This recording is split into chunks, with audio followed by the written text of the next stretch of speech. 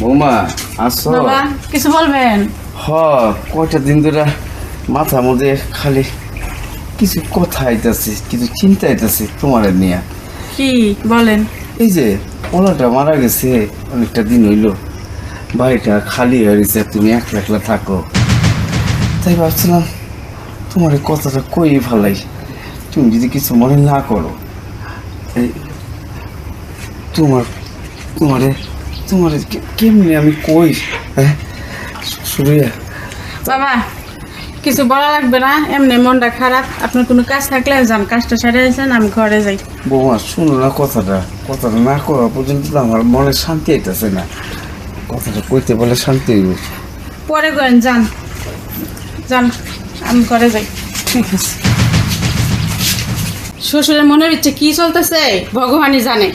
একলা বাড়ি, খালি বাড়ি, এগুলা শোনাইতেছে, জানি না হ্যার মনের ইচ্ছে কি চল। জায়গা দূরে দূরে থাকা লাগবে হ্যার কাছ থেকে।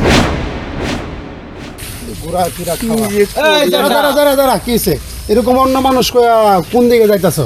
কি সমস্যা? না অনেক টেনশনে আছি বুঝছো। আমি এই ঘরের কথা আর কইতে পারবো না কাউরে। না যেটা আপনি একটু বললেন, কি বিড় বিড় করে একা একা বলতে বলতে হাঁটেন আপনি? কিসের টেনশন আপনার? বলেন আমাদেরকে।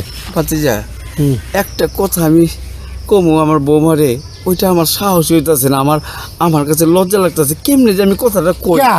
বাড়িতে তো আপনার বৌমার আপনি থাকেন, সাহস করে কি কথা কয়া লাইবেন? এটা আবার চিন্তা ভাবনা করার কি আছে? তারপর বৌমা যদি আবার রাগ টাগ করে বা কোনো মাইন্ড করে, এই কারণে কইতে পারতাছি না। আপনি নিশ্চিন্তায় বলেন, আপনার কোনো টেনশন না, আপনি বলে ফেলাবেন। সাহস করে কয়া লাইবেন। বাইর তো কেউ থাকে না, আপনার পুলার বই তো আর তো কেউই না।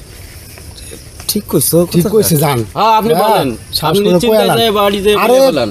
মানে কইলে ভয়, না কইলেও ভয় করে সাহস করে কইয়া লাইবেন, দেখবেন যে কাজ হয়ে গেছে। জান, ঠিক আছে। মন খারাপ করে খালি দৌড়াইতেছেন।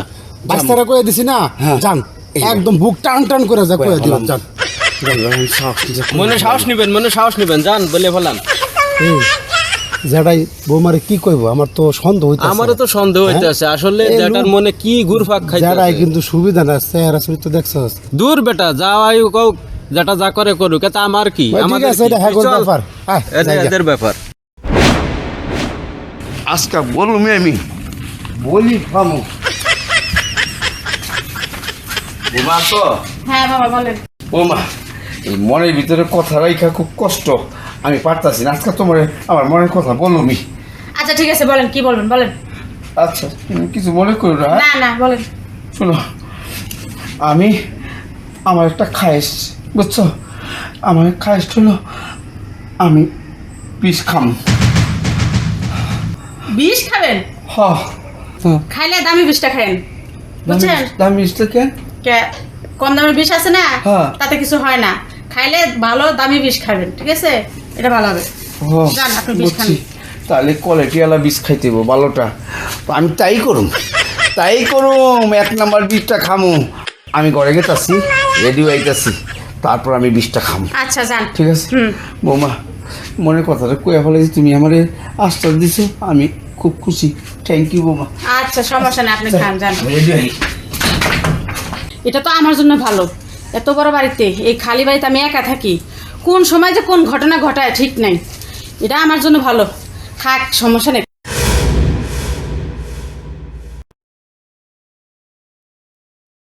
বৌমা বৌমা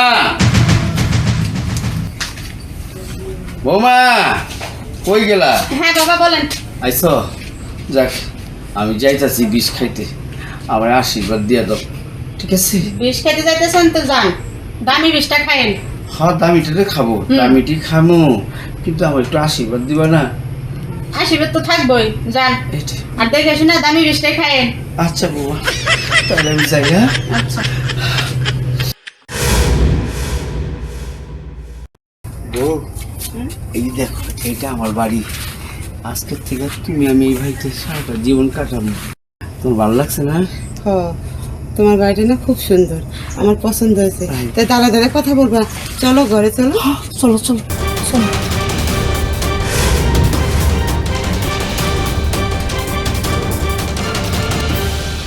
বৌমা বাবা দেখো কারে নিয়ে আইছি। কি এটা? এটা হলো তোমার শাশুড়ি মা, আমার বউ। এটা কি বলতেছেন? আপনি গেলেন বিষ খাইতে হ্যাঁ। আর বিয়ে করে নিয়ে আসলেন, এটা কেমন কথা? হ্যাঁ, বৌমা তোমার বুদ্ধির মধ্যে কিছুই নাই। হ্যাঁ শুনো, এই যে বুড়া বয়সে বিয়া করা আর বিষ খাওয়া সমানই তো কথা। আহ!